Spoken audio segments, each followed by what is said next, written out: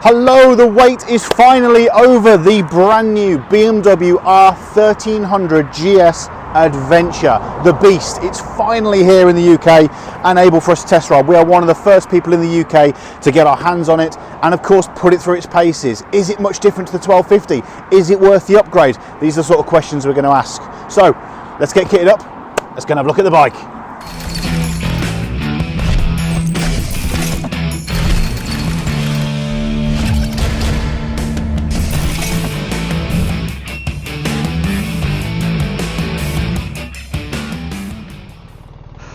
Well, hello and good morning, and what a fantastic day it is today. I am on board the brand new R1300 GS Adventure from BMW, and what a bike it is. We'll stop in a minute, we'll go around the bike and we'll talk about some of the features and the fantastic new bits and bobs on it. But first of all, more importantly, let's get riding. Let's go. Right, so this is literally going to be a first impressions video.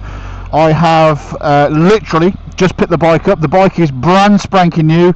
The dealership manager actually ran the bike in. Well, ran the bike in. He did 50 miles or so last night.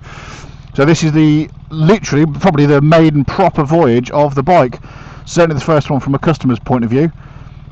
Worth saying at this point, a massive shout out and thank you to Wollaston BMW in Northampton. They're the guys that have been they've been amazing, in all honesty. They've been helping me not just to choose the bike, but also to sort out my previous bikes as well. So highly recommended. If you need a BMW, guys, contact myself or get in touch with Wollaston BMW in Northampton. So yes, first impressions. So I'm on board the mighty R1300 GS Adventure, and what's it like? Well, the great thing is, from me, my point of view, it doesn't feel dissimilar. It feels immediately like a GS. It doesn't feel like anything new. However, the bike is absolutely laid with brand new technology from top to bottom. What BMW have done is they've pretty much, screw for screw, redone the bike from top to bottom. This is the first time they've done that in absolutely years. So it was a risk. It was a big risk. I think it's paid off. I think it's paid off massively. The looks, yes, it has divided the nation. You either love it or you hate it. Saying that, I wasn't sure at first. If you asked me at the release, when I first saw the images of it appearing through the smoke and all that sort of thing, it was a no. I actually said no straight away. I said, nah, this ain't for me. This is not what a GS is about. But then when you actually see the bike up close, and yes, the photos don't do it justice, but the photos do still show how controversial and new the bike is. I think it's worth saying from the beginning, it is unmistakably a BMW GS. Of course it is. It's big, it's leery, it's look at me, it's got that whopping great big 30-litre fuel tank in front of me. And it's certainly, it's got a lot of familiarities from the previous GSs as well. The switchgear is pretty much identical. Yes, they've moved the on-off button to the right-hand side, and of course they've got the hamburger menu now, which is a little bit, I don't know, maybe they've missed a trick with that particular one, but oh yes, oh, it's nice to be on this. Yeah, they may have missed a trick when they created that hamburger menu setup, but it is what it is. You either embrace it or you don't. Personally, I think once you have a little play with it, it's absolutely fine. It's you've almost got like a hotkey, if you like, so you can change your windscreen, you can change your cruise control, you can change all the bits that you need to, and a couple of switches later, you're changing something else. So it's not a bad place to be. I must admit, this feels a lot more flickable, if that's a word. Yeah, Jesus, that feels a lot more flickable than the 1250. It feels like the suspension is really working with you. That almost tucks you into the corner. Yes, I know it's got brand new tyres on, so that'll obviously help, but I don't know, it just feels like, even though it is physically heavy, and I've got a full tank of fuel, by the way, boys and girls, it still seems to allow you to chuck yourselves in. Bloody hell. So yes, we have been granted this bike for 2 hours today, so strap yourselves in, because I'm going to be talking about everything that I talk about as we go through. Yeah, this is a fantastic place to be. My God, that just absorbs the bumps on the road. That's lovely. What suspension mode are we in? I think we're in dynamic at the moment. Yeah, dynamic suspension. Let's put that into road, because we are in road mode. Road mode. Traction control. Yeah, that's on. We'll keep that on for now. Windscreen operation. Yeah, that's great. You can do that. I must admit, the windscreen, I didn't.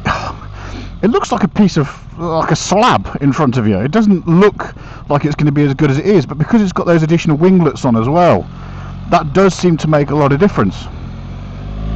We'll get it up to speed in a minute on some dual carriageway and some faster roads, but I must admit, I've spent hundreds of pounds on different windscreens and winglets and, you know, the additional clip-on windscreens at the top and everything, but that seems to be doing its job quite nicely. What it's like at speed, I don't know. We'll certainly find that out in a minute. That gearbox, even though it's so tight and it's a brand new gearbox, it does feel, even now, feels better than the previous one. And the quick shifter from first to second, yeah, it's still got that little jolt as you put it in second, but from second onwards, I mean, that's up to fifth, and that is beautifully smooth. Even down the box, that's just, yeah, a little blip on the throttle as it does it. I'll tell you what, that is better, most definitely better. So this one's been fitted with the Akrapovic dual cam exhaust, which is a factory option, which I believe you can actually add on from dealership as well if you wanted to. Does it sound any different? No. I'll be honest with you, no. If you're going to have a different exhaust on, spend the money wisely. Don't spend 950 quid or whatever it is on a BMW Akrapovic exhaust. Go to a proper Akrapovic or SC Project or one of them. That's what I'd do anyway. God, we've got leaves falling down.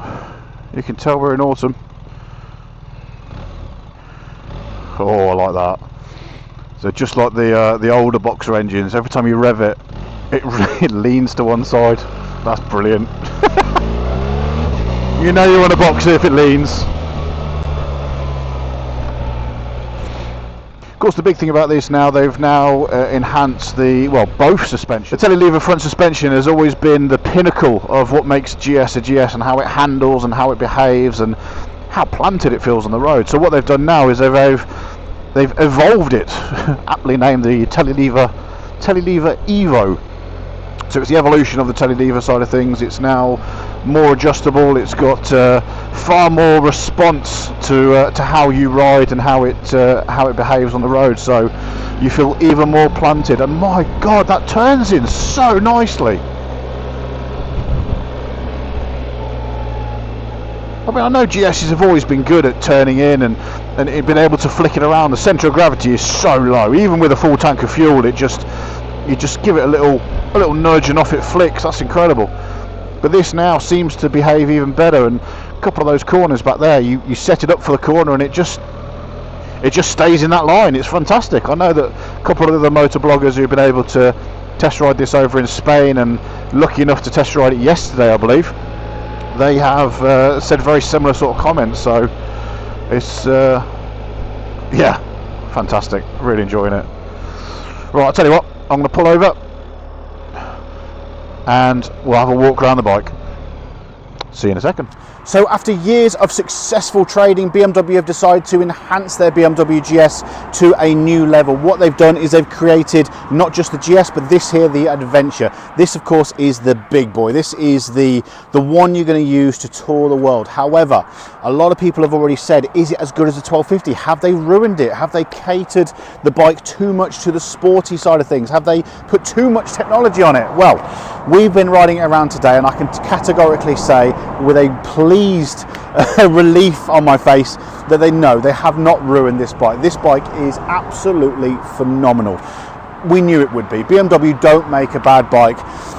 The look side of things, yes, I mean, once you have a proper look around the bike and you see how it looks and you see it in person, in all honesty, it doesn't matter how it looks. Yes, there's some new garish panels and these big square tank on the side of it, but it's functional. It is. And then that great thing about having such a big front end like that is it really does funnel the air away from you. You cut through the air and you are protected from the wind, from the rain and everything like that. So in all honesty, it is function over form, but it works really well. Seating position, very familiar to what we're used to on the GS 1250. I think it is a beautiful place to be, it really is, and this particular one has the adaptive ride height as well. So what I'm going to do is I'm going to turn the bike on.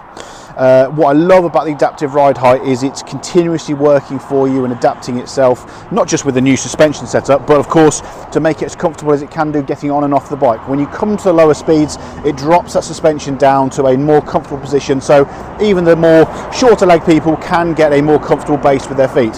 What I love about it, I must admit, this is exactly the same as the GS.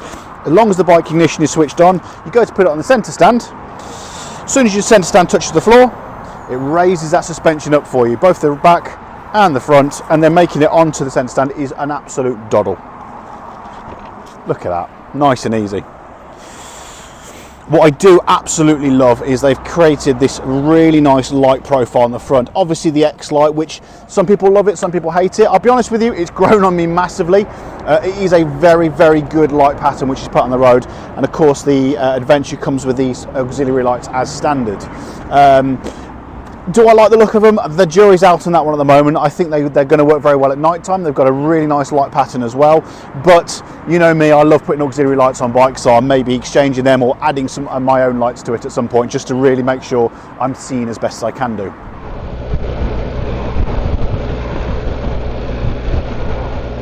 Oh, that's lovely.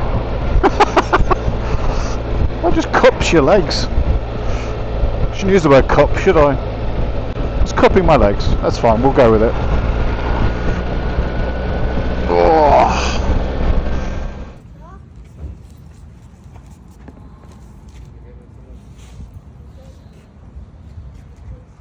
Right. So unfortunately, it's now time to go back to the dealership. It's time to go back and hand this back to Wollaston, which again, thank you so much for your help and support with this channel, and obviously with the purchase of not just my new bike, but of course all the bikes I've had before. What do I think?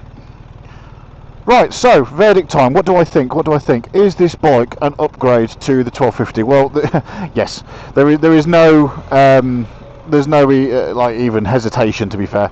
It's a fantastic machine. It feels obviously it's hard at first to kind of to answer that question, because every new bike feels new, so of course it's going to feel new and shiny and everything just feels more tight. But no, the way that handles on those corners, that roundabout then, it's phenomenal. It just tips in like it's on rails, and that is such a cliche saying to say, but it really is fantastic. Even at slow speed, I mean, there's no... Oh, I love that. I've only just... Tells how amazed I've been with the bike. I've just noticed the blind spot indicator, so the little orange triangle lights up in your mirrors when you're in traffic and someone's in your blind spot. Nice little feature. Go on, mate, after you. So, what makes this such a great bike? What makes it above and beyond the 1250? Well, there's so many different things. The looks, and love it or hate it, it's going to cause a conversation, it's going to cause a stir, it's going to cause people to look at you and to talk about you. So I love that. I must admit, I've always been one of those sort of people that likes to stand out from the crowd. And GS's for so long, they've kind of almost blended into the background because there's been so many of them. There's been so many GS's on the road. You go to a show like the fantastic Adventure Bike Rider Festival at Ragley Hall, and it's just a field of GS's. Now, although it's a GS, it looks different. It looks bold. It looks like it's trying to make a statement. And I'll be honest with you, it's about time. It does look good. And in person, the more I look at it, the more I fall in love with it. And it makes the old 1250 seem old and dated, which I never thought would happen, because I love my 1250. Absolutely, God, that pickup is fantastic. I love my 1250. It's a bike I've literally grown to love, and anyone who knows me knows that is the longest I've ever owned a motorbike, both in age and in miles. In the last 2 years, I've done 24,000 miles. Of course, that's not the only bike I ride, so There's many other bikes I use, and obviously we do test rides and loan bikes and charity challenges, etc. So 24,000 miles on a bike I use so much. You come so comfortable on that bike, and to change, I wasn't going to change. I'll be honest with you, I really wasn't. It was a decision that I did not take lightly. The biggest thing for me was for test riding it, and that is one thing I would say to absolutely anyone who's even contemplating, is the 1300 worthwhile? Not just the GS or the Adventure, that particular engine. Go and test ride it. Honestly, BMW have done an absolute wonder with this engine. They have made it so user friendly. It's powerful when you want it to be, it's calm and collected when you want it to be, it does everything that you want it to do and more. It is, my mind is 100% made up. Now I've actually rode the bike, I'm in, I'm done, it's 100% confirmed. I'm going to go back to the dealership and say, yep, I now have rode it, I'm 100% sure. I must admit, now I've played about with the settings a little bit, and I've changed the suspension so it's in the higher mode. I feel like I'm higher up than the GS. Now, I don't know if that's just because the seat's also in the high position, or the bars, the standard position of the bars is a little bit low for me personally, so I'll be looking at the bar risers which BMW provide. But standing up, yeah, I can see there's a bit too much of a reach there for me on the bars. I probably would like another, typical man, I'd like an extra inch or so. Don't you pull out on me, thank you, sir. Oh god, that engine is incredible. Now, what can I say? This bike is absolutely phenomenal. I am so pleased that I've had the opportunity to test ride it, and of course I'm very, very lucky to be one of the few people in the UK to be able to see it up close in person, and of course mine will be here in just a few days time, which I cannot wait. Am I going to miss my 1250? Yes, of course I am. The 1250's done so many miles with me over the years. It's been a fantastic companion. We've seen so many sights, travelled through many different countries, and seen so many things and created so many memories. However, this is an upgrade, and it really is. It feels like what the 1250 could have been, but of course it's here. This is the evolution, the natural evolution of bikes, and the natural evolution of the BMW GS Adventure. It's fantastic, it really is. Filtering will always be a bit difficult on a big bike like this, and I sometimes have my panniers on as well for tours or for travelling, so we'll just wait in the queue. We'll be British. We shall queue like every British person. Hello, I'm British. So yeah, I think the great thing about this is it feels like I'm at home. I feel like I'm on a GS. It doesn't feel alien, doesn't feel too different, but it does feel more premium. As silly as that sounds, they've been able to make the premium GS Adventure bike feel more premium. Now, the normal GS is a lot more sporty, so if you've rode that and you think, oh, it's just going to be like a big GS, no. They have now, in my opinion, created a divide. They've created a big split between the GS and the Adventure, more so than before. The GS is a fantastic, I'd almost go as far as to say a middleweight size, in shape, size, design, seat height, middleweight adventure bike, even though it's got that fantastic big 1300 engine. Whereas the Adventure, this one here, is a step above. It is a premium. It's almost not fair to call it the same as the GS 1300 because it feels so much more. Maybe the GS 1300, the standard GS, it shouldn't be a GS anymore. I don't know. It feels too sports tourer. Whereas this is a full adventure bike. It is absolutely, it's plush. It really is. I mean, I've been going down those lanes back there and enjoying it, and giving it some acceleration, and that's absolutely fantastic. And you could do that all day long. And yet now we're in town, we're in slow-moving traffic, and it feels at home doing that as well. God, it's like it's floating. It gives you enough feedback to know what the wheels are doing, what the brakes are doing, what the tyres are doing, and yet you feel instantly so much more confident to be able to just chuck it in and ride it, more aggressively. A big bike like this should not be this good to handle. It shouldn't. It doesn't make sense, and yet it is. I mean, look at that. You set it up for the corner and it just rides round it like it's stuck to the road with glue. It's phenomenal.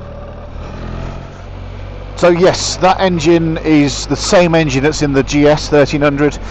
It is obviously in a heavier chassis, a heavier bike, and obviously now it's got basically a full tank of fuel, so you are going to feel the weight a bit more, but it still maintains that lively character that you want from this engine. So yeah, fantastic. Aesthetics wise and looking around the bike, I actually quite like the new shape and size and the dimensions of the tank. I think it suits it quite nicely. It makes it look more modern. It gives it that more modern, more kind of futuristic look compared to the old one. I'm actually quite glad they've done away with the tubular trellis frame, both for the rear and the front, and done away with those top engine guards and crash bars completely. By having those little ears on the lower crash bars, it kind of makes sense, and it gives it a cleaner look up top as well, so I quite like that. Of course, BMW have capitalised on the luggage side of things. At the moment, I don't really believe there's much luggage options available apart from the new BMW luggage, which I know they've had a couple of problems with, bless them. But there is a few companies out there that are already working on some different versions. Oh, I've just been overtaken by a scooter. I'm gonna undertake them back. How dare you? That was really weird. I don't think that's ever happened to me before. And now we're stopping in traffic and they're going to overtake me again. Look at that. Brilliant. I don't think that's ever happened to me before. And so, the final leg of my test ride. I am so pleased that this is the bike I've chosen. It was a bit of a gamble, obviously, choosing a bike and paying for it, and you know, and ordering the bike before it even officially came out and before anyone was able to test ride it. So it was a gamble. Has the gamble paid off? 100%. 100%. I am so pleased. Even just this little 2-hour test ride I've been on has given me enough confidence to know that this bike is absolutely perfect for me. It is the perfect natural evolution of the bike.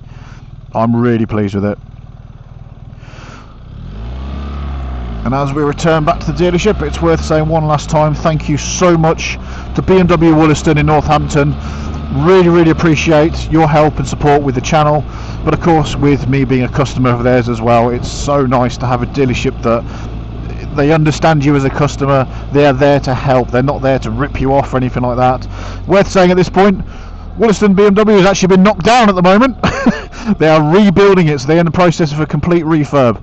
So if you come here and you see that there's a pile of rubble where the dealership used to be, don't worry, they're just round the corner at the old mini dealership, and they're in there at the moment while the new showroom gets rebuilt. So definitely go and speak to the guys there. Go speak to Stuart, Will, any of the guys there. They'll be more than happy to help you. The after sales, the after service is absolutely fantastic. I have had nothing but great response and great customer service since I've been a customer at Wollaston for the last few years. So highly recommend it, guys.